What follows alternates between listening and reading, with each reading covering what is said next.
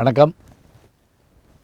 பார்த்தேன் ரசித்தேன் பகுதியில் நான் ரசித்த படங்களை பார்த்த படங்களை சொல்கிறப்ப அதை பார்த்துட்டு அவங்களும் பாராட்டி சொல்கிறதும் நாங்களும் திரும்ப அந்த படத்தை பார்த்த மாதிரி இருந்ததுன்னு சொல்கிறதும் நமக்கு ஒரு மகிழ்ச்சியை தருது. இன்றைக்கி நம்ம என்ன படம் பார்க்க போகிறோம் அப்படின்னா, நான் 5ஆம் கிளாஸ் படிச்சுட்டு இருக்கப்போ அந்த படம் 1965. இந்த 65 வந்த படங்களில் நிறைய வெற்றி படங்கள் வந்தன. அதில் அப்போ எல்லாம் கருப்பு வெள்ளை படங்கள் தான் பெரும்பாலும் வரும். வண்ண படங்கள் வந்துருச்சு, இருந்தாலும் கூட இந்த படம் கருப்பு வெள்ளை படம் 1965 வந்த படம். இது யாருடைய படம் அப்படின்னா, 52 திரையுலகில் அறிமுகமாகி பெரும் சாதனைகளை புரிந்த சிவாஜி கணேசன் அவர்களுடைய படம் இந்த படம். அவருடைய சொந்த தயாரிப்பு. இந்த படத்தினுடைய சிறப்பு என்ன அப்படின்னா, இவர் கதாநாயகன் சிவாஜி கணேசன், கதாநாயகி 2 பேர், தேவிகா அவர்களும் ராஜஸ்ரீ அவர்களும் கதாநாயகி. அதே போல் நாகேஷ், வி.கே. ராமசாமி, இன்னும் பலர் நடிச்சிருப்பாங்க. முக்கியமாக சகசரநாமம் அவருடைய மாமனார் வருவார், ரொம்ப அற்புதமாக நடிச்சிருப்பார். இந்த படத்தினுடைய கதை வசனத்தை எழுதியிருப்பவர் யாருன்னு கேட்டிங்கன்னா, கே. பாலச்சந்தர் அவர்கள். அவங்க இயக்குனர் இமயம்னு நம்ம போற்றப்படக்கூடிய பாலச்சந்தர் அவர்கள் இந்த படத்துக்கு வசனம் எழுதியிருப்பார். அவர் முதல்ல எழுதின படம் தெய்வத்தாய், எம்ஜிஆர் அவர்களுக்கு எழுதியிருப்பார். சிவாஜி அவர்களுக்கு எழுதின படம் இந்த படம் தான். இயக்குனர் யாருன்னு கேட்டிங்கன்னா, சிவாஜி அவர்களை வைத்து பல வெற்றி படங்களை தந்த பி. மாதவன் அவர்களுடைய படம் இந்த படம். விஸ்வநாதன் இசையமைச்சிருப்பார், கண்ணதாசன் பாடல்கள் எழுதியிருப்பார், சுசிலா, டிஎம்எஸ் எல்லாம் பாடியிருப்பாங்க. இப்போ நம்ம இந்த படத்துக்குள்ளே போகிறப்ப ஏன் இந்த படத்தை சொல்லணும்? இது சண்டைகள் நிறைந்த படமா? இல்லை. வெளிநாட்டில் எடுக்கப்பட்ட படமா? கிடையாது. தொடர்ந்து நகைச்சுவைகள் பெண் எடுப்பாங்களா? அதெல்லாம் இல்லை. அப்புறம் ஏன் எனக்கு பிடிச்சது? அப்பன்னு இல்லைங்க, இப்போ பார்த்தாலும் நான் பேசிகிட்டு இருக்கேன்னா, நான் போன வாரம் அந்த படத்தை பார்த்துட்டு நான் பேசலை. எனக்குள்ளே பதிஞ்சிருந்த விஷயத்தை தான் உங்கள்கிட்ட நான் பேசுகிறேன். எப்படி அப்படின்னோடனே, இந்த படம் ஆரம்பிக்கிற போதே எப்படி இருக்கும்னா, கதாநாயகன் ரோட்டில் நின்றுருப்பார். போகிற வர்ற வண்டிக்கெல்லாம் அந்த கேட்போம் இல்லையா, இந்த அங்கே கொண்டு இறக்கி விட்டுருங்க அப்படிங்களா, அது மாதிரி நிற்பார். அப்போ காரில் ஏற்றிட்டு போகிறப்ப எங்கே வேலை பார்க்குறீங்க என்னன்னு கேட்பாங்க. நான் போனால் தான் அதெல்லாம் நடக்கும், நான் போகலன்னா இந்த இதே நின்று போயிடுவோம், அப்படியாக்குன்னு சொல்லிட்டுருப்பார். என்னென்னு பார்த்தா, சாந்தி தேட்டரில், இவருடைய தேட்டர் தான், சாந்தி தேட்டரில் இவர் டிக்கெட் கிழிக்கிற வேலை. இவர்கிட்ட டிக்கெட் கிழிச்சு கொடுத்தா தான் உள்ளே ஆள் போக முடியும், படம் போடுவாங்கங்கிற விஷயத்த ரொம்ப ஹியூமராக சொல்லுவார். பொய் சொல்லிங்களே, அப்போ நான் கிராஜுவேட்னு சொன்னேன், அதுவும் உண்மைதான். வேற வேலை கிடைக்கிற வரைக்கும் இந்த வேலை பார்த்துக்கிட்டு இருக்கேன், என்ன செய்யறது, வயிறு இருக்குங்கள்ல. அதே போல் இவர் காதலிக்கக்கூடிய அந்த பெண்ணு, அவங்க ராஜஸ்ரீ. இவர் ரொம்ப ரொம்ப சாதாரண குடும்பத்தை சார்ந்தவர், ஒரு ஏழை காதலி.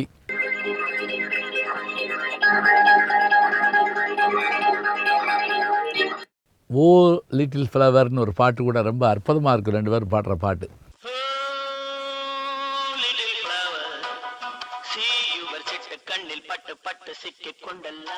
அப்போ வழக்கப்படி இவர் ரோட்டில் நின்று லிஃப்ட்டு கேட்டுட்ருக்கப்ப திடீர்னு ஒரு காருக்குள்ளே அப்படி போகிறல, அது சர்றன்னு வந்து நின்று அந்த காரை ஓட்டிக்கிட்டு இருந்தவங்க மயக்கம் போட்டு வந்துடுவாங்க. இவர் பயந்து போய் பார்த்தா அது யாருன்னு பார்த்தா அவங்க தேவிகா. அப்புறம் அவங்க என்ன நினச்சிட்டாங்கன்னா, இவரை அடித்து போட்ட மாதிரி நினச்சிவாங்க. அப்புறம் இவர் உடனே அவங்கள மயக்கம் தெளிவிச்சு கொண்டு போய் விட்டுட்டு திருப்பி தான் வேலைக்கு போவார். இப்போ அந்த தேவிகா அவர்கள் அவங்க வீட்டுக்கு போகிற போது இவரை பார்த்து அவங்க என்ன செய்வாங்க, காதல் கொண்டுருவாங்க. அவங்க அப்பாட்ட சொல்லுவாங்க. அதுக்கு முதல்ல அவங்களுடைய பிறந்தநாளைக்கு இவரை கூப்பிட்டுருப்பாங்க. இவர், நான் போய் அந்த பிறந்தநாளைக்கு பெரிய வீட்டில் என்னை கூப்பிட்ருக்காங்க, நான் பிறந்தநாளைக்கு போகிறேன் அப்படிம்பார். அப்போ ராஜஸ்ரீ கேள்வி பண்ணுவாங்க, அங்கெல்லாம் போகாதீங்க, உங்களுடைய வேலை வேறு, அவங்க வேலை வேறு, விட கோட்டு தானே போட்டோம், கோட்டு போட்டு போகிறேன் அப்படின்னு சொல்லிட்டு கோட்டை போட்டு போவார்.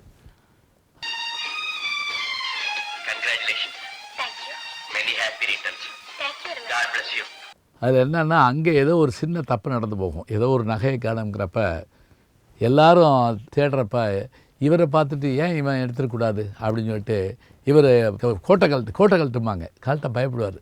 என்னென்னா, உள்ள பனியன் போட்டுக்கிற கூட இவருக்கு இது இல்லாமல் வெறும் கோட்டை போட்டிருப்பார். அப்போ சட்டை அந்த கோட்டை கழட்டிடுவாங்க. அவமானத்தால் குறுகி போயிடுவார் அப்படியே.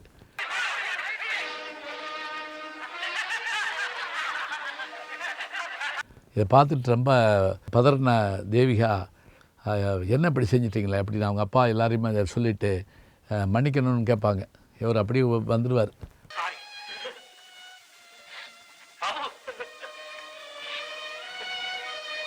வந்த உடனே ராஜஸ்ரீ உடனே சொல்லுவாங்க, சொன்னேன்ல அங்கெல்லாம் போகாதீங்கன்னு, ஏன் போனீங்க அப்படின்னு கேட்டுருப்பாங்க. இப்போ இதில் ஒரு சின்ன ட்விஸ்ட் என்ன அப்படின்னா, அவர் தேவிகாவுடைய அப்பா ஒரு நாள் வீட்டுக்கு வருவார். இவர் என்னையா திருப்பி வந்து என்னை கூப்பிட்டு அவமானப்படுத்த போகிறீங்களான்னு கேட்பார். இல்லை நான் கேட்குறேன்னு கோச்சிக்க கூடாது, நீங்கள் எனக்கு மருமகனாக வரணும், என் பெண்ணு உங்களை விரும்புகிறாரு.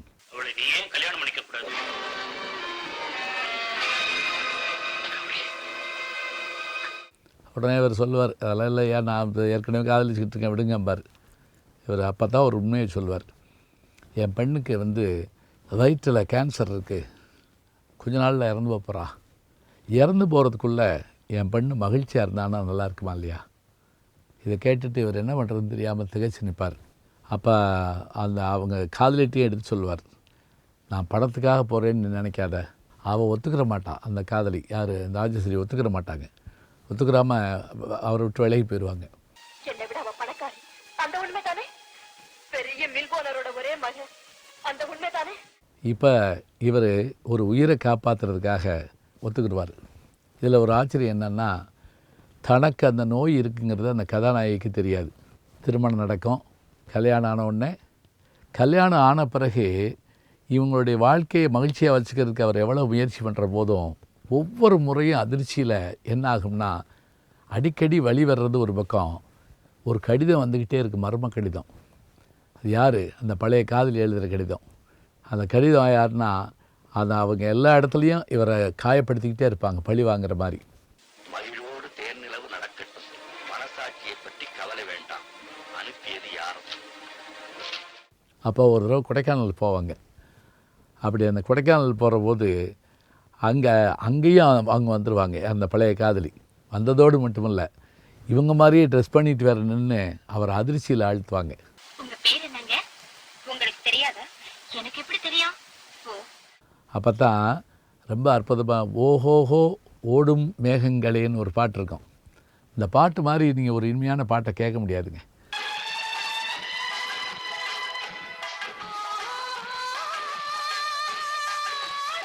அந்த பாட்டில் ஒரு வரி வரும், வருடம் தோறும் வசந்தம் தேடி வருவோம் இங்கே அப்படின்னு.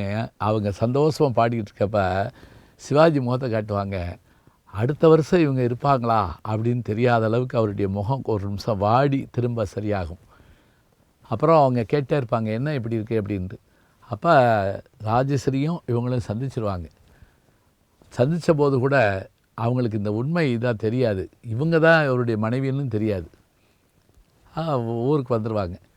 வந்த பிறகு இவங்க கர்ப்பமாக இருக்காங்களோ அப்படிங்கிற மாதிரி ஒரு இது தோணுன்னே, அது உள்ளே இருக்கக்கூடிய கட்டி வளரும், ஆனால் கர்ப்பம்னு நினச்சி வளகாப்பெல்லாம் பண்ணுவாங்க.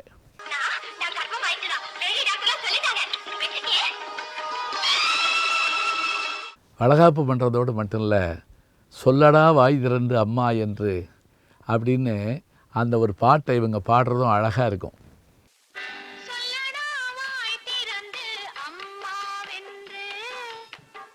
இதில் இந்த படத்தோட கிளைமாக்ஸ் சாங்க உண்மையிலேயே இந்த படத்தை பார்க்க தூண்டுறதுக்கான ஒரு காரணம் என்ன அப்படின்னு கேட்டிங்கன்னா, இவங்க ஒரு இடத்துல சிவாஜிகிட்ட கேட்பாங்க, என்கிட்ட நீங்கள் மறைக்கிறீங்கல்ல, எனக்கு எல்லாம் தெரியும் அப்படிம்பாங்க. இவங்க சொல்ல வந்தது எதுன்னு கேட்டிங்கன்னா, நீங்கள் ஏற்கனவே ஒரு பொண்ணை காதலிச்சிருக்கிறீங்க, அது எனக்கு தெரியும்னு சொல்ல வந்திருப்பாங்க. இவர் வாய் உளறி என்ன பண்ணிடுவார்னா, அந்த ரிசல்ட்டெல்லாம் நீ பார்த்துட்டியா, அந்த எக்ஸ்ரேலாம் நீ பார்த்துட்டியா, உனக்கு புத்துநோய் இருக்குன்னு தெரியுமா அப்படியும் பாருல.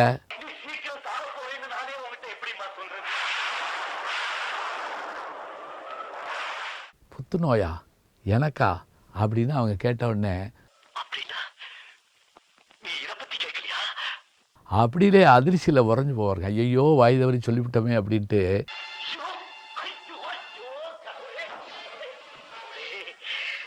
அந்த நேரம் பார்த்து அவங்க அப்பா அம்மா உள்ளே வருவாங்க. அவங்க வந்த உடனே என்ன நடந்துச்சுன்னு கேட்குறத சிவாஜி கண்ணிலே சொல்லுவாருங்க. எல்லாம் உளறிட்டேன் அப்படிங்கிற விஷயத்த சொல்லுவார்.